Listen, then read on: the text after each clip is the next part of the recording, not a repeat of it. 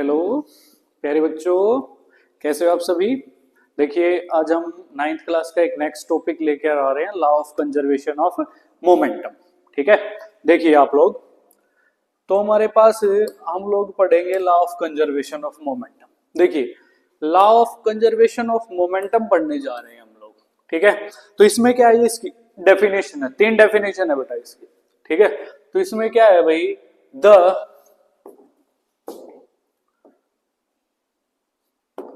इसमें क्या है, द टोटल मोमेंटम ऑफ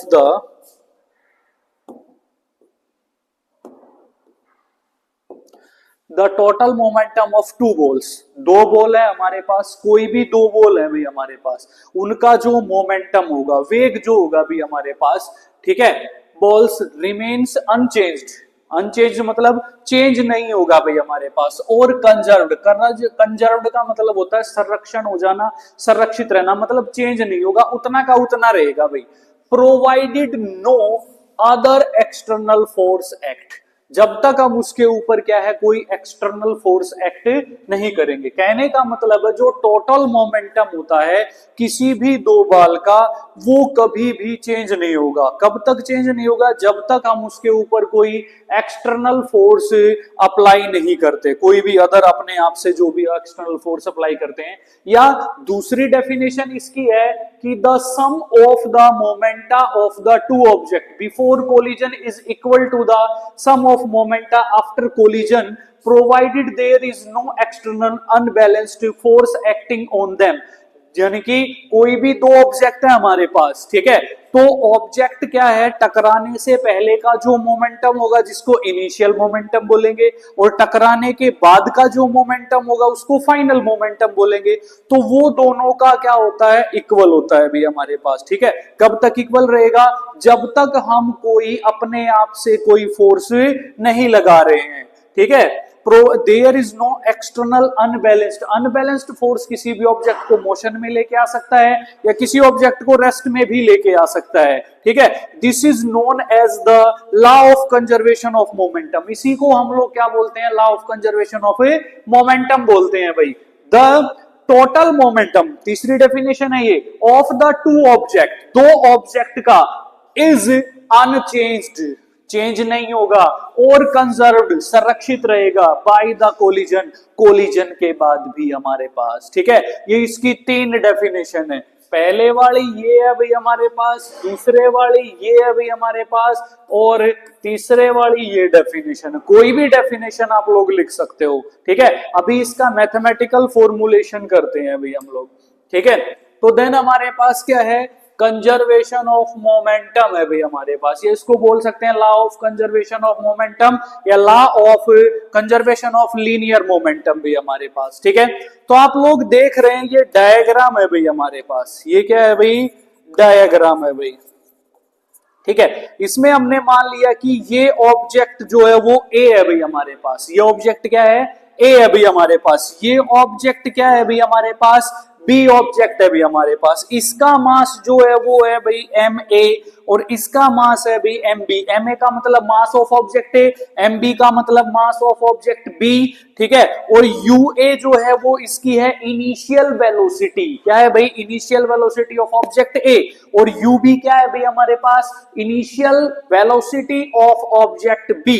ठीक है, तो देन दोनों के दोनों क्या कर रहे हैं, सेम स्पीड के साथ, सेम वेलोसिटी के साथ क्या कर रहे हैं, चल रहे हैं भाई हमारे पास।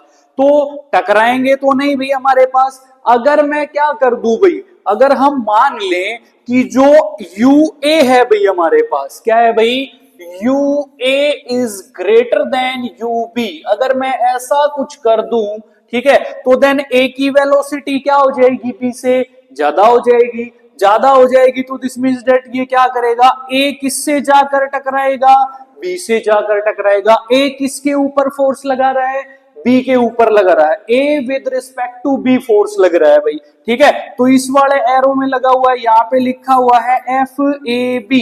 एफ ए बी का मतलब है जो ए ऑब्जेक्ट है वो बी के ऊपर फोर्स लगा रहा है, और ये फोर्स पॉजिटिव होगा भी हमारे पास, जिस डायरेक्शन में चल रहा है उसी में फोर्स लगा रहा है भी हमारे पास। ठीक है, फिर then according to third law of motion, जो बी ऑब्जेक्ट है वो ऑपोजिट डायरेक्शन में एक फोर्स लगाएगा, जिसका मतलब होगा एफ बी ए।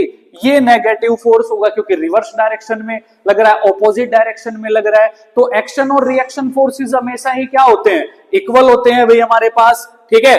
तो देन हमारे पास ये थर्ड लॉ ऑफ मोशन के कारण क्या करेंगे, एक दूसरे को दूर दूर कर देंगे भी हमारे पास टकराने के बाद। लेकिन हमारे पास ये क्या करेंगे, कोलाइड करेंगे भी। कोलाइड का मतलब होता है टकराना। तो यहाँ पे जो काम हो रहा है वो बिफोर कोलिजन हो रहा है, और यहाँ पे जो वो टकराने के बाद इसका मास ma रहेगा, इसका mb रहेगा, लेकिन वेलोसिटी चेंज हो जाएंगी। इसकी वेलोसिटी va आ जाएगी और इसकी वेलोसिटी vb आ जाएगी भी हमारे पास। तो देन हमारे पास मोमेंटम जो हो जाएगा हमारे पास p1 जो भी है भी हमारे पास वो हो जाएगा mu हो जाएगा भी इनिशियल मोमेंटम ऑफ ऑब्जेक्ट, ठीक है भाई।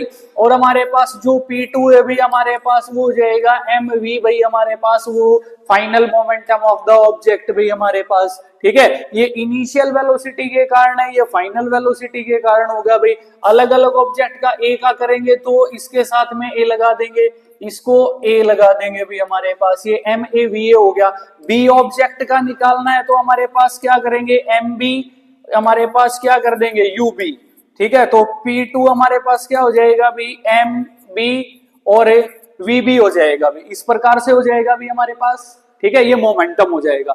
ये इसका लेटेस्ट कंसीडर है भाई हमारे पास जो हमने डायग्राम के अंदर माना है, क्या है, सुपोज टू ऑब्जेक्ट्स, दो ऑब्जेक्ट है भाई A एंड B, A और B कोई ऑब्जेक्ट है भाई, of mass is MA and MB भाई, are travelling along a straight line at a velocities UA and UB, जो UA और UB वेलोसिटी से क्या कर रहे हैं, चल रहे हैं भाई हमारे पास। तो हमने माना लेट, ठीक है, UA is greater than UB and the two balls collide with each other.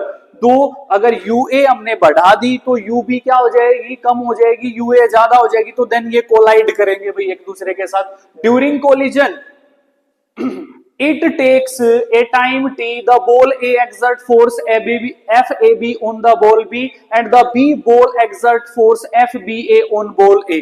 बताया था मैंने, जो A है वो B के ऊपर फोर्स लगाएगा और B A के ऊपर लगाएगा according to third law of motion, ठीक है। तो हम सुपोज कर लेते हैं जो फाइनल वेलोसिटी ऑब्जेक्ट A की है वो VA हो जाएगी और B की हो जाएगी VB हो जाएगी भी हमारे पास A और B कोलिजन के बाद। तो रिस्पेक्टिवली हमारे पास इनके मोमेंटम में कितना चेंज हुआ, तभी तो हमारे पास लॉ है, law of conservation of momentum भी हमारे पास, ठीक है। तो देन हम यहां से क्या आ जाएंगे भाई, अकॉर्डिंग टू डायग्राम आ जाएंगे भाई, कहा जाएंगे, अकॉर्डिंग टू डायग्राम, डायग्राम भाई, ठीक है।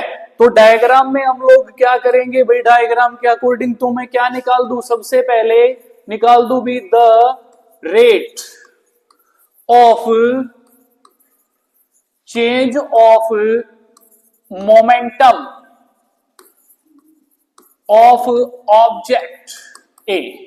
ऑब्जेक्ट ए का मोमेंटम मैं क्या करूं भाई, निकाल दूं भाई। तो ऑब्जेक्ट ए का जो मोमेंटम है वो फोर्स के कारण निकलेगा भाई हमारे पास, ठीक है, क्योंकि हमारे पास जो मास और वेलोसिटी के ऊपर डिपेंड करेगा भाई मोमेंटम, ठीक है। तो देन फोर्स के कारण चेंज हुआ भाई, तो हमारे पास ये क्या रहेगा भाई, FAB इज इक्वल टू हमारे पास क्या होता है भाई, मास इंटू एक्सेलरेशन होता है भाई हमारे पास। ऑब्जेक्ट ए का निकालेंगे तो ये MA हो जाएगा और ये एक्सेलरेशन ऑब्जेक्ट ए का हो जाएगा।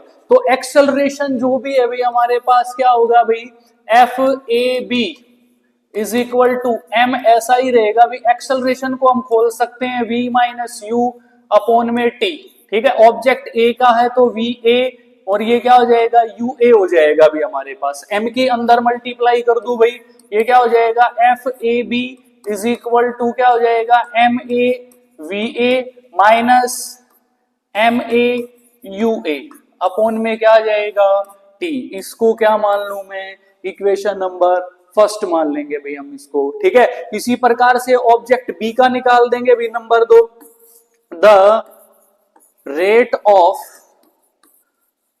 चेंज ऑफ मोमेंटम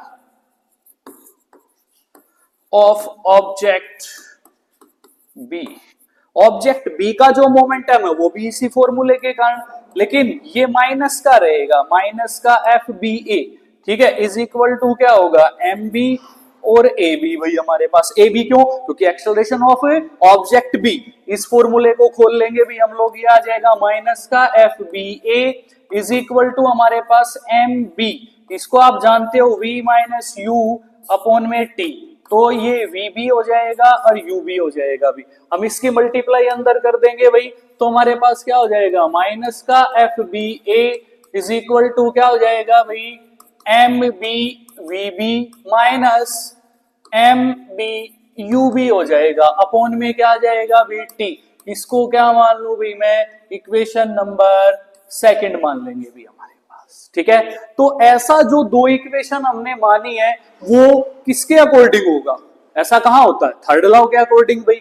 ठीक है, तो देन हम लोग आ जाएंगे भाई according to third law of motion. आपने पढ़ा था थर्ड लॉ ऑफ मोशन, जिसमें एक्शन और रिएक्शन फोर्सेस क्या होंगे? ऑपोजिट होंगे और इक्वल होंगे भी हमारे पास। ठीक है, तो देन हमारे पास क्या होगा, जो एफ ए बी है वो माइनस एफ बी ए के क्या होगा भी इक्वल होगा, जिसको इक्वेशन नंबर 3 मान लेंगे भाई हम लोग। मान सकते हैं ना? ठीक है, तो इक्वेशन 1 और 2 की वैल्यू 3 में रख दें भाई। ठीक है, तो इसमें कर देंगे now from equation first second and third, या आप लोग बोल सकते हो कि इसमें के अंदर now putting the value of equation number 1 और इक्वेशन नंबर 2 इन इक्वेशन 3 भाई हमारे पास। तो क्या है भाई हमारे पास? ठीक है, तो ये है भाई हमारे पास। तो इसके अंदर क्या होएगा भाई हमारे पास? ये हो जाएगा भाई M A we A minus ये इक्वेशन क्या है भाई F A B is equal to minus F B A भाई। ठीक है, ये इक्वेशन रख दी भाई, क्या हो जाएगा m A we A minus M A you A upon में टी भाई हमारे पास is equal to minus bracket शुरू कर देंगे भाई, क्या हो जाएगा M B we B minus M B u B upon में क्या आ जाएगा टी आ जाएगा। टी टू टी कैंसिल हो जाएगा भाई हमारे पास। ठीक है, जब भी हम क्या करेंगे भाई इसको माइनस को अंदर लेकर के जाएंगे तो ये माइनस का हो जाएगा भाई हमारे पास। ठीक है, तो देन हमारे पास क्या कर देंगे भाई हम, ये एज इट इज रहेगा भाई, क्या भाई M A we A minus M A you A is equal to, minus को अंदर ले गए तो क्या हो गया भाई minus M B we B, और अंदर ले गए तो वो प्लस का हो जाएगा एम बी यू बी। देखिए इसको अगर माइनस को क्या करेंगे अंदर लेकर के जाएंगे तो ये माइनस का हो जाएगा भी, और ये किसका हो जाएगा भी प्लस का हो जाएगा भी, सीधी सी बात है। ठीक है, तो देन हमारे पास हम लोग क्या करेंगे, यही किया है भाई हमने। अब क्या करूंगा भाई, देखो वी वाले को एक साइड रख ले, इसको उस साइड ले जाएंगे हम लोग, इसको इस साइड ले आएंगे तो क्या हो जाएगा भाई एम ए वी ए, उसको इस साइड ले आए तो ये बराबर से इधर आके प्लस हो जाएगा भी, क्या हो जाएगा M B we B is equal to क्या हो जाएगा भाई एम ए यू ए, और इज इक्वल टू हमारे पास सॉरी भाई प्लस में क्या हो जाएगा भाई एम बी यू बी हो जाएगा। ये किसका फॉर्मूला आ गया भाई हमारे पास, law of conservation of momentum का आ गया भाई। मतलब जो मैंने डेफिनेशन आप लोगों को बताई थी कि ये बिफोर कोलिजन और आफ्टर कोलिजन क्या रहता है, बराबर रहता है। ये कोलिजन के बाद है, ये कोलिजन के पहले है भाई हमारे पास। तो जो rate of change of momentum होता है कोलिजन के बिफोर और कोलिजन के आफ्टर, वो क्या रहता है, रिमेन्स अनचेंज्ड रहता है, सेम रहता है, जब तक हम उसके ऊपर कोई एक्सटर्नल अनबैलेंस्ड फोर्स नहीं लगाएंगे। तो this is the law of conservation of momentum. ये थर्ड लॉ ऑफ मोशन के ऊपर डिपेंड करता है भाई। ठीक है, ये हमारे चैप्टर का लास्ट टॉपिक था। वैसे तो ये घटा हुआ है लेकिन मैंने आप लोगों को नॉलेज के लिए करवा दिया है। ठीक है, अगली वीडियो में फिर से मिलेंगे, तब तक के लिए जय हिंद, जय भारत, भारत माता की जय।